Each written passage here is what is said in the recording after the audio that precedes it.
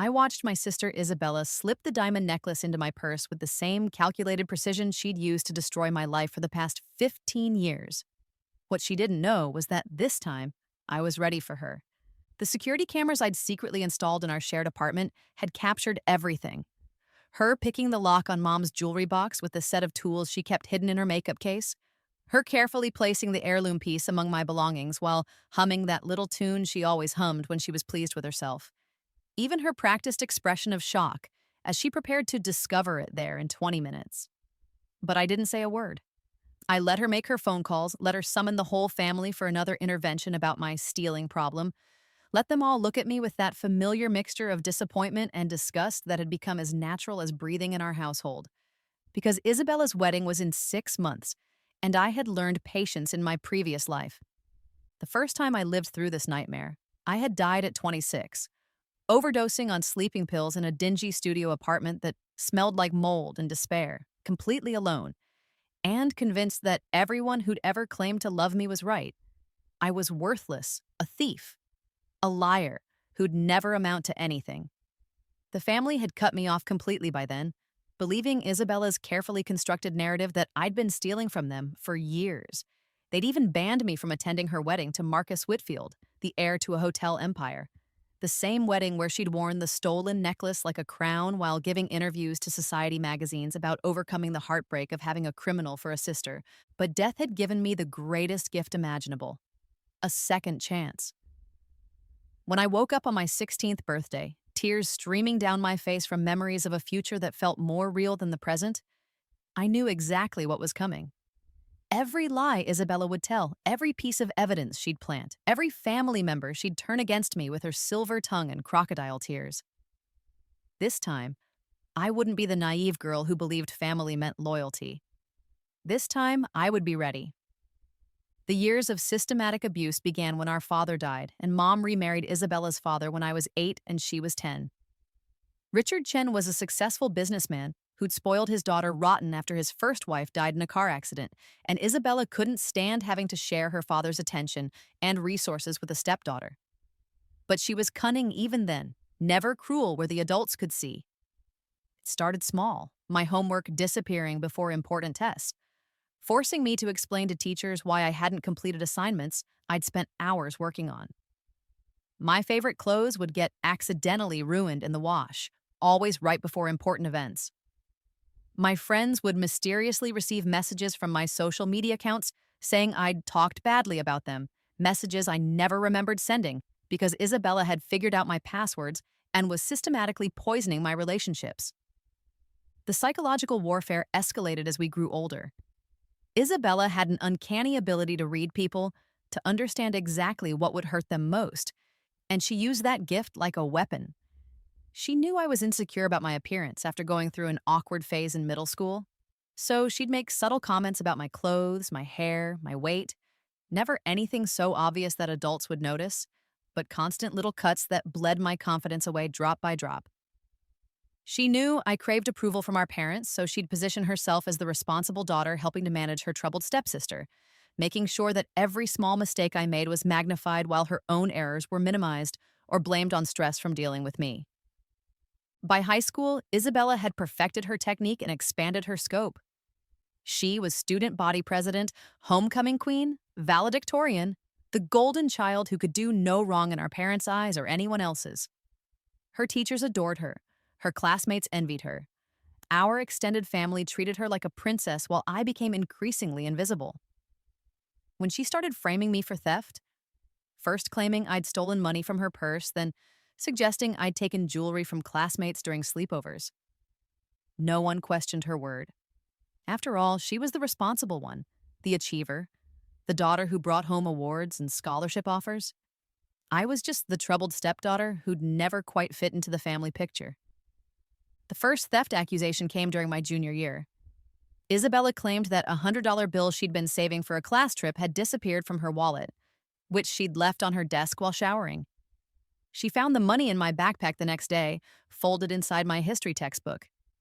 I protested my innocence, explained that I'd never even seen the money before, but the evidence was right there. Isabella cried, saying she didn't want to get me in trouble but couldn't understand why I'd taken something so important to her. Richard grounded me for a month and made me work extra hours at the restaurant where I'd gotten a part-time job to pay Isabella back, even though I'd never taken the money in the first place. That's when I started paying attention to the pattern. Isabella had been in my room the night before, ostensibly borrowing a textbook for a study group. She'd had access to my backpack, knew where I kept my books, and had plenty of time to plant the evidence. But when I tried to explain this to Mom, she just looked tired and disappointed. Rachel, sweetheart, I know you're going through a difficult time, but making accusations against Isabella isn't going to solve anything. She's trying to help you, and the least you could do is be honest about your mistakes. The stealing accusations escalated in college. I'd managed to get into state university on academic merit. My grades had always been good despite Isabella's sabotage, but my reputation followed me there. Somehow, expensive items kept appearing in my dorm room, only to be discovered missing from other students. A designer watch would turn up in my desk drawer, just as its owner reported it stolen. Credit cards would appear in my wallet with charges I'd never made. Prescription medications would be found in my possessions after disappearing from my roommate's supply. Each incident was perfectly orchestrated. Isabella had chosen to attend the same university, claiming she wanted to help keep an eye on me and support my recovery from my kleptomania problem. She'd positioned herself as the concerned sister, making friends with my dorm mates, my professors, even my academic advisors. She joined the campus counseling volunteer program and suggested that I might benefit from therapy for impulse control issues. She started a support group for families dealing with theft and addiction problems, becoming a beloved figure on campus while I struggled to make any friends at all. My reputation was destroyed before I could even build one.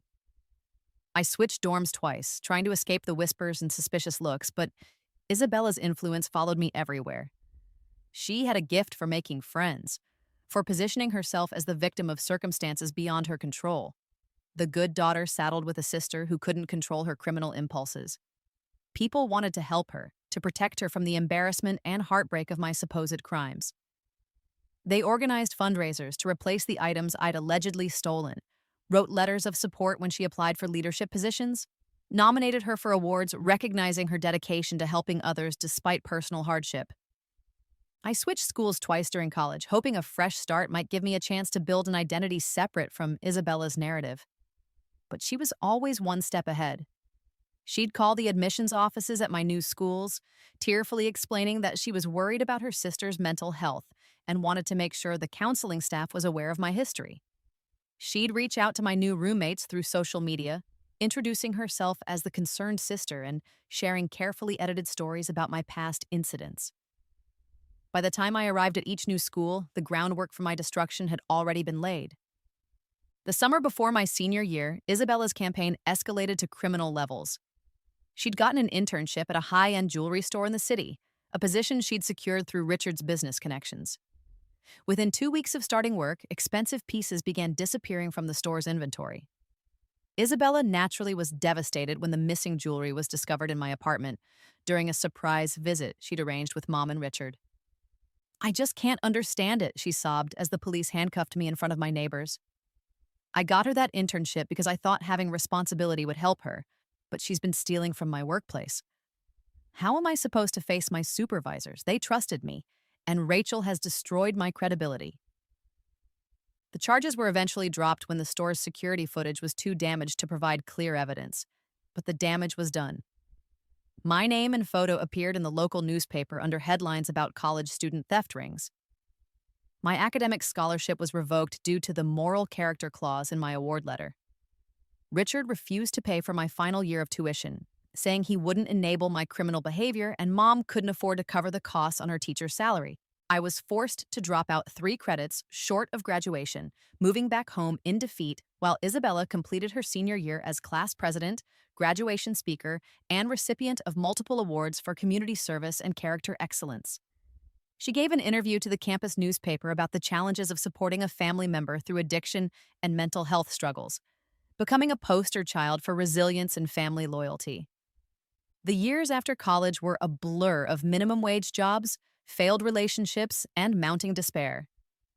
Isabella had graduated and moved on to a prestigious marketing position at a national firm. but her sabotage of my life continued with scientific precision. She'd researched the backgrounds of every man I dated, reaching out to them with concerned messages about my history of theft and emotional instability. She'd call my employers with anonymous tips about my criminal background, leading to a series of terminations that made finding new work increasingly difficult. By the time I was 25 in my first life, I'd been fired from 6 jobs due to mysterious inventory shortages that somehow always coincided with my employment. I couldn't maintain relationships because Isabella had spread her poison through our social circles, painting herself as the long-suffering sister, trying to help her criminal sibling while being constantly betrayed and hurt by my selfish actions. My own mother had stopped speaking to me except to lecture me about getting help for my problems, convinced that her stepdaughter was beyond redemption. The isolation was crushing. I'd sit in my tiny apartment surrounded by bills I couldn't pay and job rejection letters, wondering why I'd been born just to serve as a cautionary tale for Isabella's perfection. Every success she achieved felt like it was built on the foundation of my failure. Every award she won, every promotion she received, every relationship she maintained seemed to require my destruction as contrast. Isabella had gotten engaged to Marcus Whitfield during this period, a match that seemed too perfect to be coincidence. Marcus was everything Richard wanted in a son-in-law: wealthy, well-educated, from a family with social standing and political connections. The engagement announcement in the society pages read like a fairy tale, complete with photos of the happy couple at charity galas and cultural events, always looking perfectly matched and blissfully happy. The final blow came when Isabella announced that her engagement party would be held at the Whitfield estate, with a guest list that included everyone who'd ever mattered in our lives. She made sure I knew I wasn't invited, made sure the whole family understood that my presence would be too much of a risk for such an important event. "What if she steals from the guests?" she'd said to Mom, tears glistening in her eyes as she spoke on the phone, not knowing I was listening from the hallway. "I just want one perfect day without having to worry about her. Is that so much to ask? Haven't I sacrificed enough trying to help her over the years?" Mom's response was like a knife through my heart. "Of course, sweetheart. You deserve to be happy without worrying about Rachel's problems. We'll make sure she understands this isn't personal." But it was personal. It was the most personal thing in the world. Isabella hadn't just stolen my reputation, my opportunities, my relationships. She'd stolen my place in my own family. I'd become the family's secret, the source of shame that had to be hidden away during important moments. The wedding invitation list included distant cousins I hadn't spoken to in years, family friends who barely knew us, even some of my old teachers who wanted to celebrate Isabella's success. But there was no place for me at the table, no role for me in the family narrative except as the cautionary tale that made Isabella's goodness shine brighter. That's when I'd given up completely, when the sleeping pills had seemed like the only escape from a life that had been systematically destroyed by the person who was supposed to be my sister. I'd written letters that night, to Isabella, to Mom, to Richard, trying to explain what really happened, trying to leave behind some record of the truth. But even in death, I knew no one would believe me.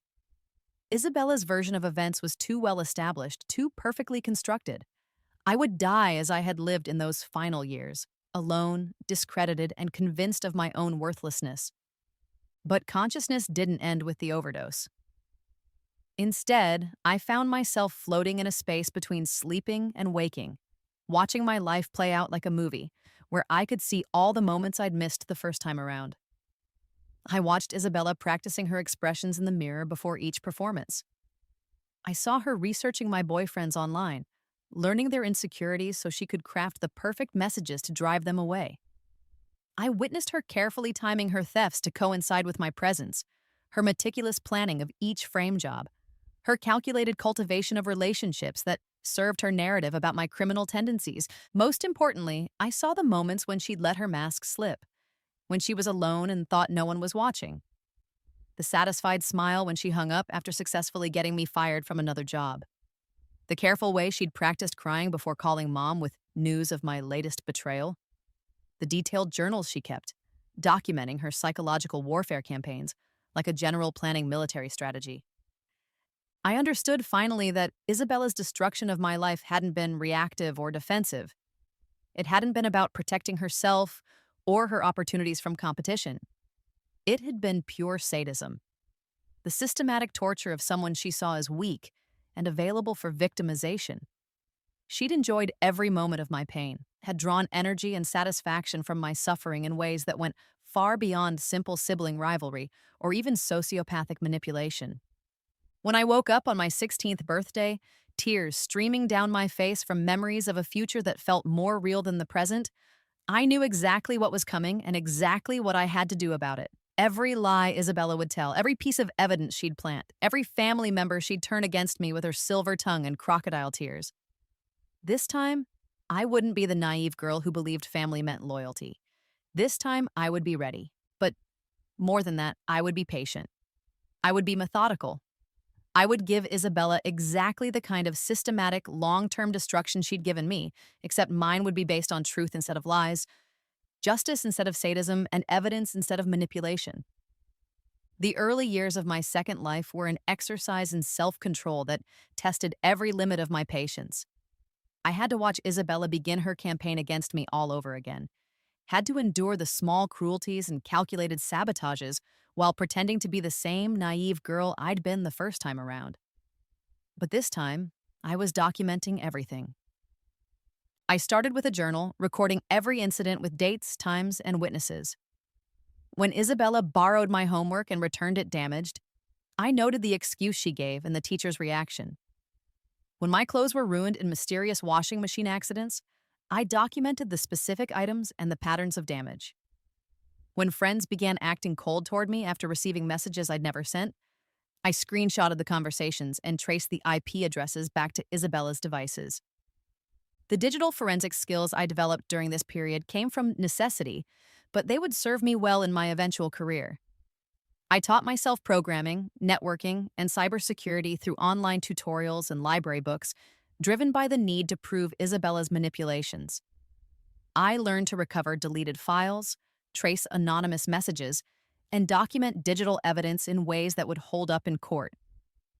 By my senior year of high school, I had compiled a comprehensive dossier on Isabella's activities. She had no idea I was aware of her schemes. No idea that every carefully planned sabotage was being recorded and analyzed. I watched her win awards and scholarships built on the foundation of my supposed failures, knowing that eventually the truth would come to light in the most spectacular way possible. College was harder the second time around, not because the academic work was challenging. I'd retained knowledge from my first life and could anticipate most of the coursework, but because I had to endure Isabella's escalating campaign while maintaining my cover as an unsuspecting victim. She'd chosen to attend the same university again, and the pattern of thefts and accusations began almost immediately. This time, however, I was ready for every move. When expensive items appeared in my dorm room, I had hidden cameras recording who had access to my space and when. When credit cards appeared in my wallet with fraudulent charges, I had documented evidence of Isabella's shopping habits and the timing of her visits to my dorm. When prescription medications went missing from my roommate and appeared among my belongings, I had video evidence of Isabella entering our room during times when she claimed to be in class or studying. More importantly, I was building alternative narratives and protecting my reputation through careful relationship management.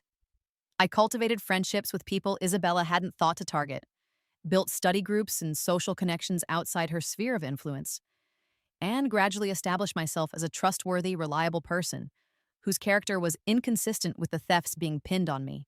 I also began reaching out to Isabella's other victims, girls from high school who'd been mysteriously targeted by bullying campaigns, former friends who'd been systematically isolated from their social groups, even some of her romantic rivals who'd found themselves dealing with harassment and sabotage during their relationships. Most of them had never connected Isabella to their misfortunes, but when I began sharing my documentation and asking careful questions, patterns emerged that painted a clear picture of a predator who'd been operating with impunity for years. The jewelry store incident played out exactly as I remembered, except this time, I was prepared. I'd already documented Isabella's work schedule, her access to inventory, and her knowledge of store security procedures. When the missing pieces were discovered in my apartment, I had video evidence of Isabella planting them there during her previous visit. More importantly, I'd traced the source of the theft back to Isabella's own activities, including her relationship with a fence who'd been helping her sell stolen goods through online marketplaces.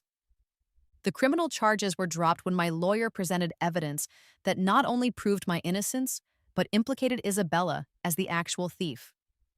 The security footage from my apartment building, combined with digital evidence of her online selling activities and testimony from the fence who'd been granted immunity in exchange for cooperation, created an ironclad case that Isabella had been running a theft and fraud operation for months. But I didn't press charges. Not yet. Isabella's wedding was still 3 years away, and I wanted her to experience the full scope of the life she'd stolen from me before I destroyed the one she'd built for herself. Instead, I used the evidence to quietly resolve the situation and clear my name. The jewelry store's insurance company settled with me for the damages to my reputation and the legal expenses I'd incurred fighting the false charges.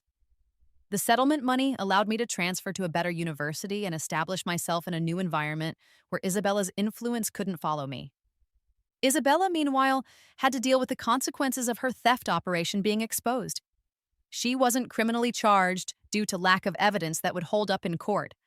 I'd made sure the most damning evidence remained hidden. But her employer fired her.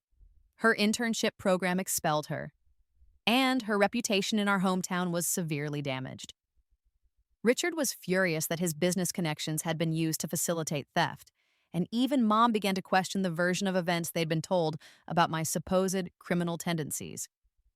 For the first time in my life, I watched Isabella struggle with consequences for her actions. She had to finish college at a lesser institution, had to work multiple jobs to pay for her education, and had to rebuild her social network from scratch. It was a small taste of the isolation and desperation I'd experienced in my first life, and while it didn't compare to the years of systematic destruction she'd put me through, it was satisfying to see her perfect facade beginning to crack. But Isabella was nothing if not adaptable. She used the setback as an opportunity to reinvent herself as a survivor and overcomer, crafting a narrative about learning from mistakes and growing stronger through adversity. She became involved in campus organizations focused on second chances and redemption, positioning herself as someone who'd overcome personal struggles to become a better person. She even reached out to some of her former victims, offering carefully crafted apologies that acknowledged vague wrongdoing while stopping short of accepting full responsibility for the damage she'd caused. The manipulation was masterful, and it worked. By her senior year, Isabella had rebuilt her reputation and was once again winning awards for leadership and community service. She'd gotten engaged to Marcus Whitfield through a careful campaign that involved researching his interests, engineering coincidental meetings, and crafting a persona that appealed to his particular psychological needs and family expectations. I watched all of this unfold with clinical interest, documenting every lie, every manipulation, every calculated move in Isabella's campaign to rebuild her life on the foundation of others' destruction. She had no idea I was cataloging her activities, no idea that I'd become quite skilled at digital surveillance and forensic accounting during my years of self-education. More importantly, I was building my own alternative life, the life I should have had the first time around. I finished college with honors, earned graduate degrees in both business and law, and began specializing in financial crimes investigation. The skills I developed documenting Isabella's fraud served me well in helping other victims of identity theft and financial abuse. I built a reputation as someone who could uncover complex deception schemes, and my case success rate attracted attention from law enforcement agencies and private firms dealing with white-collar crime. I also cultivated relationships with people who would eventually become important to Isabella's downfall. I maintained contact with James Whitfield, Marcus's younger brother, who'd been kind to me during a brief encounter in my first life. I built friendships with several of Isabella's former victims who'd begun to understand the patterns of her behavior. I even reached out to some of the people who'd been harmed by Isabella's theft and fraud operations, helping them recover their losses and providing evidence that could be used in future legal proceedings. All of this was building toward the moment when Isabella would be at her most vulnerable, her wedding day. She'd spent years crafting the perfect life, the perfect reputation, the perfect fairy tale romance. She'd convinced Marcus that she was the ideal wife, convinced his family that she was worthy of their social status and financial resources, convinced our family that she'd overcome her past mistakes to become someone deserving of celebration and support. The wedding planning process was a masterpiece of fraud and manipulation that I documented with forensic precision. Isabella had begun opening credit cards in my name during our senior year of college, using my social security number and copies of identification documents she'd obtained through her access to family records. She was funding the entire elaborate wedding, from the designer dress to the imported flowers to the exclusive venue, through identity theft and credit card fraud. But the financial crimes were just the beginning. Isabella had also hired private investigators to research Sarah Morrison, Marcus's ex-girlfriend who'd remained close to the Whitfield family. The investigation reports I obtained showed that Isabella had been systematically sabotaging Sarah's career and personal life for over 2 years, using information gathered through surveillance to create problems in Sarah's relationships and professional opportunities. The harassment campaign against Sarah was particularly vicious because she represented a genuine threat to Isabella's plans. Sarah had been Marcus's first love, and their relationship had ended not because of fundamental incompatibility, but because of timing and family pressure. Isabella had recognized that Sarah's continued presence in Marcus's social circle posed a risk to her carefully constructed romance, so she'd launched a systematic campaign to destroy Sarah's life and reputation. The evidence I gathered showed that Isabella had hired people to vandalize Sarah's car, had created fake social media accounts to spread rumors about Sarah's mental health and professional competence, and had even arranged for Sarah to be followed and photographed during her most vulnerable moments. The photos had then been strategically shared with Marcus's family and social circle, creating an image of Sarah as unstable and desperate. Most damaging of all, Isabella had discovered that Sarah had been struggling with depression following her father's death, and had used that knowledge to trigger psychological crises that made Sarah appear emotionally unstable to anyone who didn't understand the full context. Isabella had sent anonymous messages referencing private conversations Sarah had shared with Marcus, had arranged for Sarah to encounter triggering situations at social events, and had even hired someone to impersonate Sarah's deceased father during phone calls to her workplace. The psychological torture Isabella had inflicted on Sarah was sophisticated and cruel in ways that exceeded even her treatment of me. Where Isabella's campaign against me had been motivated by sibling rivalry and resource competition, her destruction of Sarah seemed driven by pure malicious enjoyment of another person's pain. I spent months documenting every aspect of Isabella's crimes, building a case that would not only expose her fraud, but demonstrate the systematic nature of her predatory behavior. The evidence filled multiple encrypted hard drives and included financial records, communications intercepts, surveillance footage, witness testimonies, and forensic analyses that painted a comprehensive picture of Isabella's criminal enterprises. But I wasn't planning to present this evidence to law enforcement. I was planning to present it at Isabella's wedding in front of everyone who mattered to her, at the moment when she thought she'd achieved her ultimate victory over the people she'd spent her life destroying. The night before the wedding, I received the final piece I'd been waiting for. James Whitfield had hired a private investigator at my subtle suggestion, not to investigate me, but to look into Isabella's background as part of standard pre-marriage due diligence. What the investigator discovered exceeded even my own comprehensive documentation of Isabella's crimes. The investigator had uncovered evidence that Isabella's fraud and identity theft operations extended far beyond my family. She'd been systematically targeting vulnerable individuals for years, using information gathered through her various jobs and volunteer positions to identify people who could be easily victimized. She'd opened credit cards and taken out loans using the identities of elderly clients from Richard's business, college students she'd met through campus organizations, and even some of the participants in the support groups she'd led for families dealing with theft and addiction issues. The scope of the fraud was staggering. Over $2.8 million in stolen funds and fraudulent debt spread across hundreds of victims. Isabella had been operating multiple criminal enterprises simultaneously, using her legitimate activities as cover for systematic financial abuse of anyone she could access.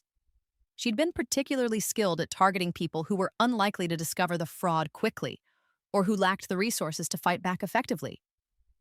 The investigator had also uncovered evidence of Isabella's involvement in several hit-and-run accidents, insurance fraud schemes, and even a suspicious fire at a warehouse owned by one of Richard's business competitors. The pattern of criminal behavior painted a picture of someone who saw other people as resources to be exploited rather than human beings deserving of basic respect and consideration. Armed with this comprehensive documentation of Isabella's crimes, I was finally ready for the confrontation I'd been planning for 10 years. Isabella's wedding would be the perfect venue for revealing the truth about who she really was, in front of everyone who'd believed her lies and enabled her criminal behavior. The wedding day dawned clear and beautiful, the kind of perfect weather that seemed designed for fairy tale endings. Isabella looked radiant as she prepared for the ceremony, surrounded by bridesmaids who had no idea they were celebrating the union of a master manipulator with her latest victim. The venue was everything she'd dreamed of. 300 guests at the Whitfield estate, flowers flown in from South America, a string quartet playing classical pieces as guests arrived in designer gowns and expensive suits. I sat in the back row with the other distant relatives, wearing a simple black dress and carrying a leather portfolio that contained the end of Isabella's perfect world. The ceremony itself was beautiful, I had to admit. Isabella had always had exquisite taste, which made sense considering she'd been practicing with other people's money for years. Marcus looked genuinely happy as he pledged his life to a woman he believed was worthy of his love and trust. The first part of my plan began during the cocktail hour when I approached several key figures with carefully selected pieces of evidence. I started with Margaret Whitfield, Marcus's grandmother and the family matriarch, handing her a folder containing documentation of Isabella's credit card fraud and identity theft operations. "Mrs. Whitfield, I believe your family needs to see this before the marriage is legally consummated," I said quietly. "These are financial records showing that the wedding you're attending has been funded entirely through criminal activity." Margaret's face went pale as she reviewed the documents. As the former chief financial officer of the Whitfield Hotel empire, she understood immediately what she was looking at. Systematic fraud on a scale that could destroy not only Marcus, but the entire family's reputation and business interests. "This shows that Isabella has been using stolen identities to fund her lifestyle for years," I continued. "The venue, the flowers, her dress, the catering, everything has been paid for with money stolen from dozens of victims, many of them elderly or disabled people who trusted her with their personal information." Next, I found Robert Morrison, Sarah's father, who'd been invited to the wedding despite Isabella's attempts to destroy his daughter's relationship with the Whitfield family. I handed him a different folder, this one containing evidence of Isabella's harassment campaign against Sarah. "Mr. Morrison, I think you should know what really happened to Sarah during her relationship with Marcus," I said. "She wasn't emotionally unstable or struggling with personal issues. She was being systematically terrorized by someone who saw her as an obstacle to be eliminated." Robert's hands shook as he reviewed the surveillance photos, the fake social media accounts, the evidence of hired stalkers and psychological warfare. His daughter's apparent breakdown during her relationship with Marcus suddenly made perfect sense in the context of sustained psychological torture. "Isabella did this to Sarah?" he whispered. "She hired people to follow her? To impersonate my deceased wife during phone calls?" "Every bit of it is documented and verified," I confirmed. "Your daughter wasn't losing her mind. She was being driven to a breakdown by someone who studied her vulnerabilities and exploited them systematically." The most important conversation, however, was with Marcus himself. I found him during a quiet moment in the garden, away from the crowds of congratulating guests, and handed him the most comprehensive folder of all. "Marcus, I need you to see who you actually married today," I said. "These documents show the full scope of Isabella's criminal operations, but more importantly, they show what she did to Sarah and what she's been doing to me for the past 15 years. Marcus's transformation as he read through the evidence was remarkable to watch. The joy and contentment drained from his face as he realized the scope of Isabella's deception. The financial records showing how the wedding had been funded, the evidence of systematic identity theft, the documentation of the harassment campaign against Sarah, it painted a picture of someone who was fundamentally different from the woman he thought he'd married. "She's been stealing from elderly people to pay for our wedding?" he said, his voice barely audible. "She hired people to stalk Sarah? She's been framing her own sister for crimes she committed herself?" "Every document in that folder has been verified by independent sources," I replied.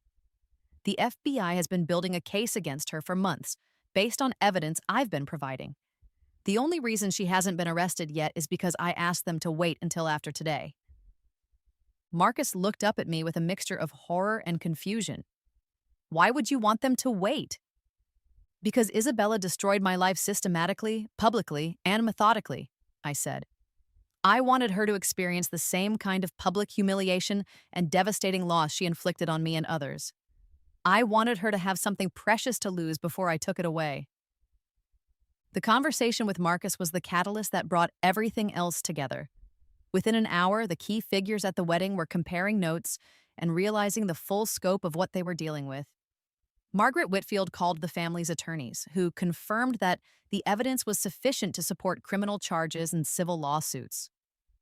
Robert Morrison contacted Sarah, who'd been watching the wedding from afar and was finally able to understand what had happened to her. But I wasn't finished. I had one final revelation that would complete Isabella's destruction.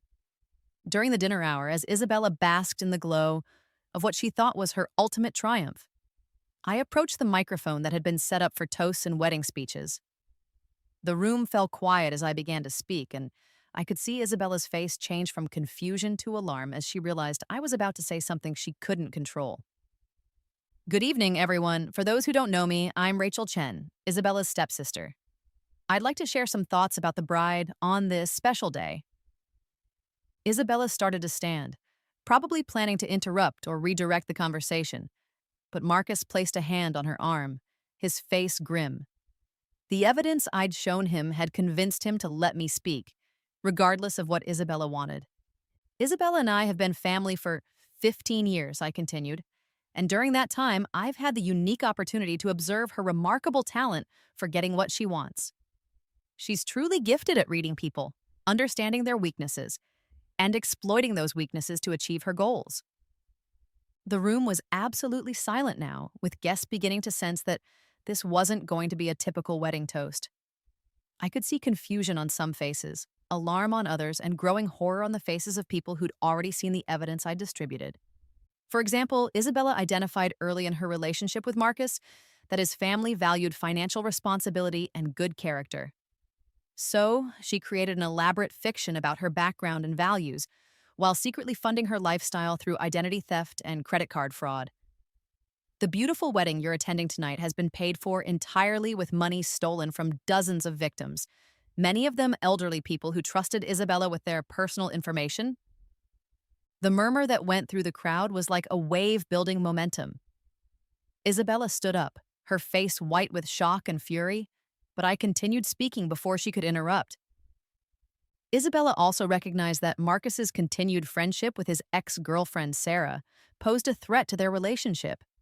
So she hired private investigators and stalkers to systematically destroy Sarah's mental health and professional reputation.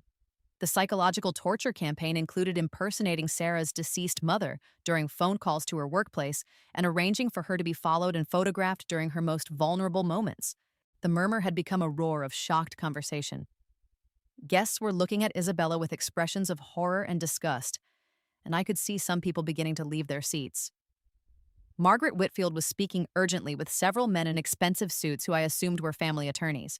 But perhaps most relevant to tonight's celebration, I said, raising my voice to be heard over the growing chaos, is Isabella's systematic destruction of anyone she saw as competition or inconvenience. She's been framing me for theft since we were children, planting evidence and manipulating our family's perceptions to position herself as the good daughter by contrast. She opened credit cards in my name, stole from my employers, and planted evidence to get me fired, and even hired people to sabotage my romantic relationships. Isabella finally found her voice. "She's lying!" she screamed, her carefully maintained composure completely shattered. "Rachel is jealous and disturbed. She's always been jealous of me. She's making all of this up." But her protests were drowned out by the chaos that had erupted throughout the reception. Guests were standing, talking urgently among themselves, and several groups were heading toward the exits. I could see police officers entering the venue. Margaret Whitfield had apparently made some phone calls during my speech. "Everything I've said tonight is documented and verified," I concluded, holding up the portfolio I'd been carrying. "I have financial records, surveillance footage, witness testimonies, and forensic evidence supporting every claim I've made. The FBI has been building a case against Isabella for months, And the only reason she hasn't been arrested until now is because I wanted her to experience this moment. The moment when everyone she's manipulated finally sees who she really is. The police officers were making their way through the crowd now, and I could see Isabella's panic growing as she realized the scope of what was happening. She looked around desperately for support, for someone who would still believe her version of events. But the expressions on every face told the story of her complete isolation. "Marcus, you have to believe me," she pleaded, grabbing his arm. "Rachel has always been mentally unstable. She's jealous because I've been successful and she's failed at everything. This is all an elaborate revenge fantasy." But Marcus pulled away from her touch, his face a mask of disgust and betrayal. "Isabella, I've seen the evidence. The credit card statements in Rachel's name, the surveillance photos of you planting stolen jewelry, the communications with the people you hired to stalk Sarah. It's not Rachel's word against yours anymore. It's documented proof of systematic criminal behavior." The lead detective approached our table with a warrant that had apparently been prepared in advance.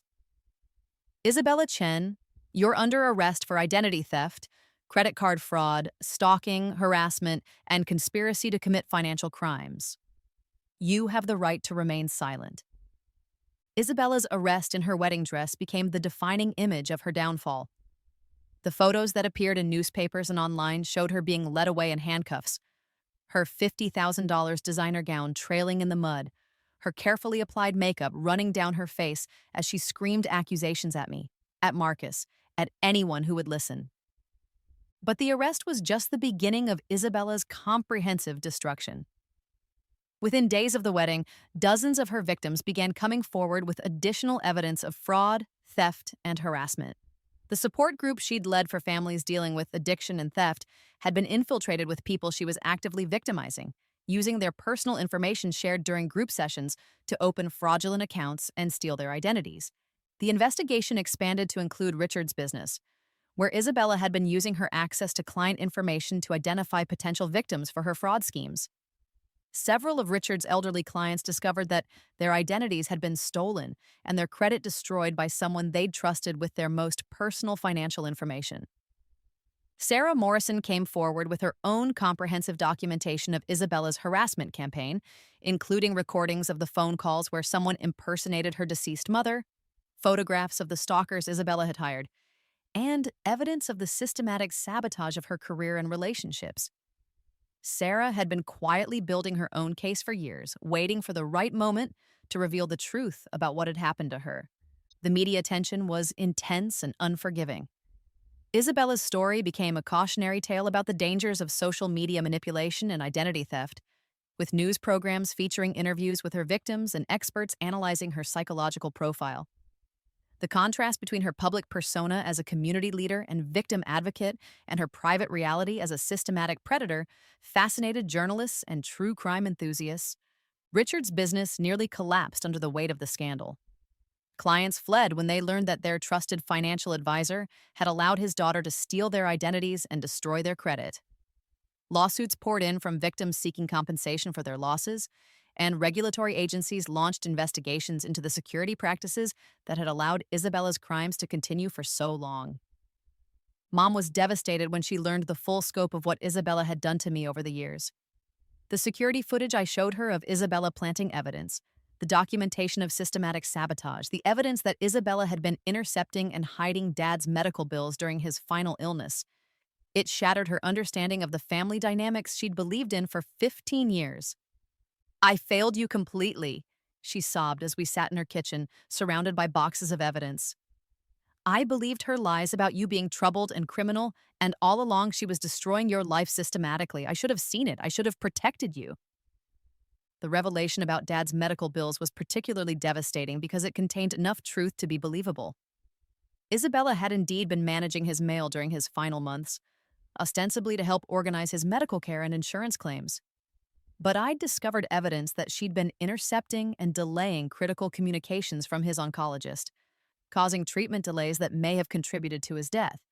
The evidence wasn't strong enough to support criminal charges for his death, but it was sufficient to plant seeds of doubt about Isabella's motivations and character, even during family crises. The woman who'd positioned herself as the responsible daughter helping with Dad's care had actually been prioritizing her own convenience and college plans over his medical needs. The trial became a media sensation that lasted for months. Isabella's defense attorneys tried to paint her as a troubled young woman who'd made mistakes but didn't deserve the harsh punishment being demanded by prosecutors. They brought in expert witnesses who testified about personality disorders and childhood trauma, suggesting that Isabella's behavior was the result of mental illness rather than calculated cruelty. But the evidence was overwhelming, and the pattern of behavior was too systematic to be explained by psychological problems or youthful mistakes. The prosecution presented testimony from over 60 victims spanning more than a decade, demonstrating that Isabella had been running multiple criminal enterprises simultaneously while maintaining the public facade of a community leader and family advocate. The most damaging testimony came from Dr. Patricia Williams, a forensic psychologist who'd analyzed Isabella's behavior patterns and communications. Dr. Williams explained that Isabella's crimes showed evidence of sophisticated planning, emotional manipulation, and callous disregard for her victims' well-being that was inconsistent with mental illness or impulsive behavior. The defendant's actions demonstrate a clear understanding of right and wrong, along with the cognitive ability to plan and execute complex deception schemes, Dr. Williams testified. Her communications show that she derived satisfaction from her victims' suffering and saw their destruction as entertainment rather than unfortunate consequences of her actions. The most chilling evidence presented during the trial was Isabella's private journals, which I'd obtained through a search warrant for her apartment. The journals contained detailed descriptions of her various schemes, along with observations about her victims' psychological vulnerabilities and her plans for exploiting their weaknesses. One entry, written after she'd successfully gotten me fired from a retail job by planting stolen merchandise in my locker, read, "Rachel's face when she realized no one would believe her denials was absolutely priceless. She's finally starting to understand that she has no power in this family and never will. I wonder how much more I can take away from her before she completely breaks down." Another entry, written during her harassment campaign against Sarah, described her satisfaction at watching Sarah's mental health deteriorate. "The fake phone calls from her dead mother are working perfectly. Sarah is starting to look genuinely unstable at social events, which makes it easier to convince Marcus that she's not suitable for his family. I should have thought of psychological torture years ago. It's so much more effective than simple reputation destruction." The journals contained hundreds of similar entries spanning several years, creating a comprehensive record of Isabella's predatory mindset and her enjoyment of other people's suffering. The prosecution used these entries to demonstrate that Isabella's crimes weren't aberrant behavior or mistakes in judgment, but evidence of a fundamental lack of empathy and moral reasoning. Isabella's sentencing hearing was packed with victims who'd come to share their stories and demand justice. Sarah Morrison testified about the years of harassment and psychological torture she'd endured, describing how Isabella's campaign had destroyed her career prospects and her ability to trust other people. Several elderly victims testified about the financial devastation Isabella had caused, with some losing their homes and life savings to her fraud schemes. I chose not to testify during the sentencing hearing, feeling that my comprehensive documentation and the evidence I'd provided spoke more powerfully than any victim impact statement I could deliver. Isabella had spent 15 years systematically destroying my life, and I'd spent the last 10 years methodically building the case that would destroy hers. The symmetry felt appropriate. Isabella was sentenced to 18 years in federal prison, followed by 10 years of supervised probation. The judge cited the systematic nature of her crimes, the number of victims involved, and her complete lack of remorse as factors justifying the harsh sentence. Isabella would be eligible for parole in 12 years, but the conditions of her release would severely limit her ability to access other people's personal information or work in positions of trust. The restitution she owed to her victims exceeded $4.2 million, ensuring that even if she managed to rebuild her life after prison, the majority of her earnings would go toward paying back the people she'd destroyed. The judgment included provisions for ongoing monitoring of her financial activities and restrictions on her access to credit and banking services. Richard's business survived, barely, after I used my forensic accounting skills to help identify and remediate the security vulnerabilities Isabella had exploited. Several of his clients agreed to stay with the firm after Richard implemented comprehensive new safeguards and hired independent auditors to monitor his operations. The business would never fully recover from the scandal, but it wouldn't collapse entirely. Mom left Richard 6 months after Isabella's sentencing, unable to reconcile her understanding of their blended family with the reality of what Isabella had done to me, with Richard's knowledge and tacit approval.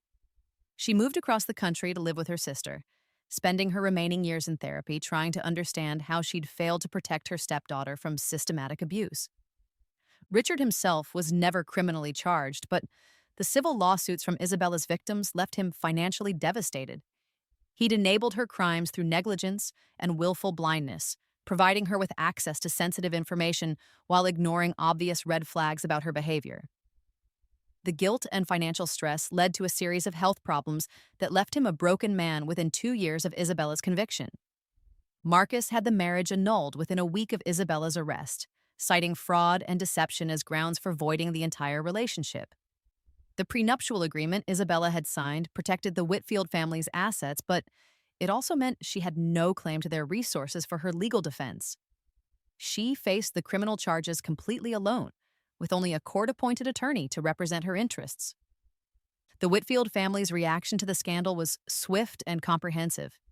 They hired crisis management experts to distance themselves from Isabella's crimes and launched their own investigation into how she'd managed to deceive them so completely.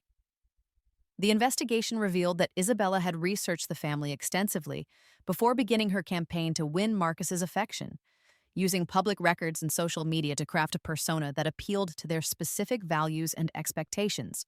Sarah Morrison and Marcus reconciled within a year of Isabella's conviction, after Sarah received therapy to address the trauma from Isabella's harassment campaign, and Marcus underwent his own counseling to understand how he'd been manipulated. Their relationship was different the second time around, more cautious, more aware of the potential for deception, but ultimately stronger because of the adversity they'd overcome.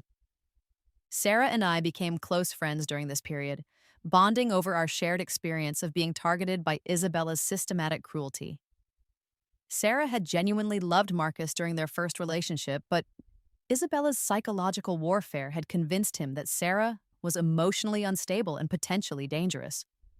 With the truth revealed, Sarah was able to find closure and move forward with her life. I used the settlement money from Isabella's restitution to complete law school and launch my career in forensic accounting and financial crimes investigation.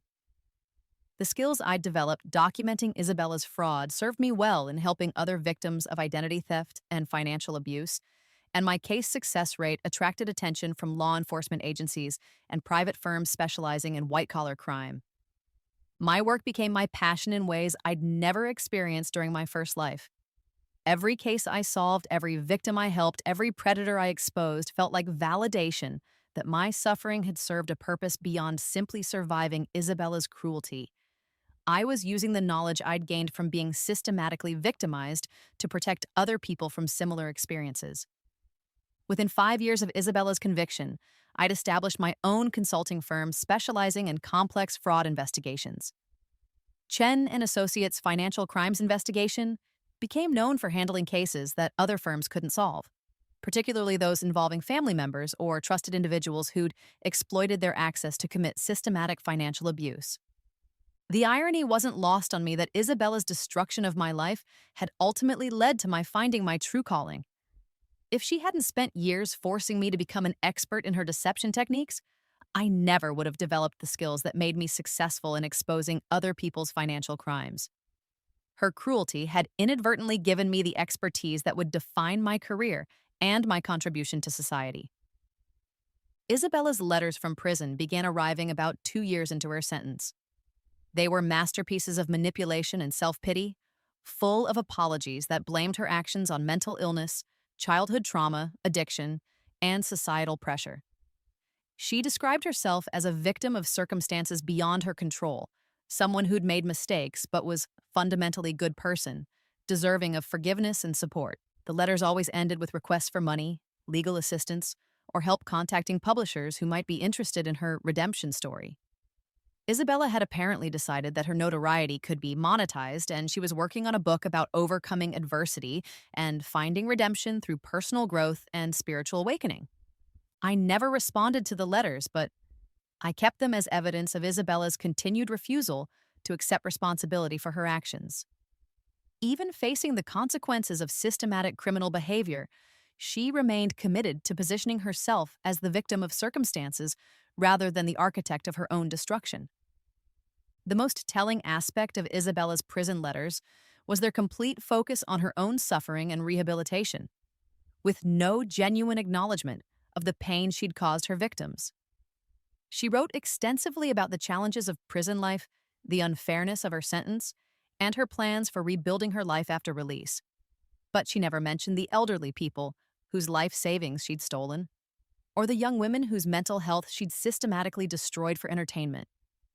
10 years after Isabella's conviction, I received a letter from her parole board asking for my opinion about her application for early release. Isabella had apparently been a model prisoner, participating in educational programs and volunteer activities that demonstrated her commitment to rehabilitation and personal growth. My response was brief and factual. Isabella had demonstrated sophisticated planning ability, complete lack of empathy for her victims, and systematic predatory behavior spanning more than a decade. Her letters from prison showed continued narcissistic thinking and refusal to accept full responsibility for her crimes. I recommended that she serve her full sentence and be subject to extensive monitoring during her probation period. The parole board agreed with my assessment, denying Isabella's application for early release and requiring her to complete additional psychological evaluation before being considered for future parole hearings. Isabella would remain in prison for at least 6 more years, with no guarantee that she'd be released even then. Sarah and Marcus married 2 years after Isabella's conviction in a small ceremony attended only by close family and friends. Their relationship had been tested by Isabella's manipulations, but ultimately strengthened by their shared commitment to honesty and communication. Sarah invited me to be her maid of honor, a gesture that felt like the final resolution of Isabella's attempt to destroy our lives. The wedding was everything Isabella's should have been: genuine, joyful, and celebrating the union of two people who truly knew and loved each other. There were no stolen funds, no fraudulent debts, no hidden agendas, or secret enemies. Just two people who'd overcome deception and manipulation to find authentic happiness together. During the reception, Sarah pulled me aside to express her gratitude for my role in exposing Isabella's crimes and helping her understand what had really happened during her relationship with Marcus. "I spent years thinking I was losing my mind," she told me, tears in her eyes. "The harassment, the stalking, the psychological torture. I couldn't understand why someone would do those things to me. When you showed me the evidence of Isabella's campaign, it was like finally being able to breathe again. I wasn't crazy. I was just being systematically victimized by someone who enjoyed causing pain."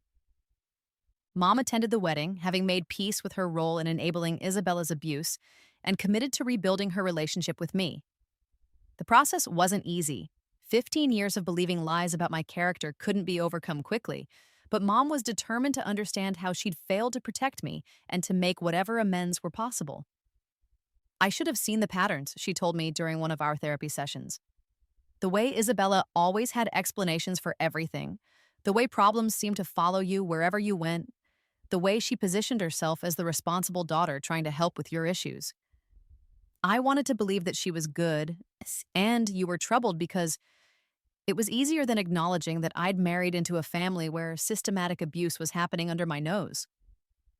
The family therapy sessions were painful but necessary, helping us understand the dynamics that had allowed Isabella's abuse to continue unchecked for so long. Richard participated reluctantly, struggling to accept his role in enabling Isabella's crimes through negligence and favoritism. He'd spent years believing that his daughter was perfect and that I was the source of family problems, and the cognitive dissonance of learning the truth had left him emotionally shattered. 15 years after Isabella's conviction, I'm sitting in my office looking at the photo on my wall, not of Isabella in her prison uniform, but of the team of investigators and attorneys who helped me build the case that brought her to justice. The photo represents collaboration, truth-seeking, and the power of systematic evidence gathering to overcome manipulation and deception. Isabella was finally released from prison last year, after serving 16 years of her 18-year sentence. The conditions of her parole are extensive. She cannot access other people's personal information, cannot not work in positions involving financial transactions or counseling, cannot use social media or dating apps, and must submit to regular psychological evaluation and financial monitoring. She's living in a halfway house in a city where she has no connections, working at a laundromat under supervision, and attending mandatory therapy sessions focused on developing empathy and accepting responsibility for her actions. Her parole officer sends me quarterly reports about her adjustment and compliance with the conditions of her release. The reports indicate that Isabella is struggling with the realities of normal life after prison. She has no friends, no romantic prospects, and no opportunities for the kind of manipulation and control that defined her pre-conviction existence. She's discovered that genuine relationships require mutual respect and emotional investment, skills she never developed because she'd always relied on deception and exploitation to get what she wanted from other people. More importantly, Isabella is discovering that her reputation follows her wherever she goes. Her crimes were well documented in news media and online databases, making it impossible for her to reinvent herself with new victims. Potential employers, landlords, and acquaintances can easily research her background and discover the systematic predatory behavior that led to her conviction. The isolation Isabella is experiencing now mirrors the isolation she deliberately created in my life during my first timeline. The difference is that her isolation is the natural consequence of her own actions, while mine was the result of systematic manipulation and fraud. She's finally experiencing the consequences of being known for who she really is, rather than the carefully crafted persona she used to manipulate others. I think about that scared, broken girl who swallowed sleeping pills in another timeline, convinced she was worthless and better off dead. I wish I could tell her that she was stronger than she knew, that justice was possible, that patience and preparation could defeat even the most sophisticated psychological warfare, but I did tell her in the only way that mattered. I lived the life she deserved to live, built the success she deserved to achieve, and found the peace she deserved to feel. I made sure that the person who destroyed her could never destroy anyone else, and I used the skills I developed surviving that destruction to help other victims find their own justice. That's a kind of revenge that lasts forever.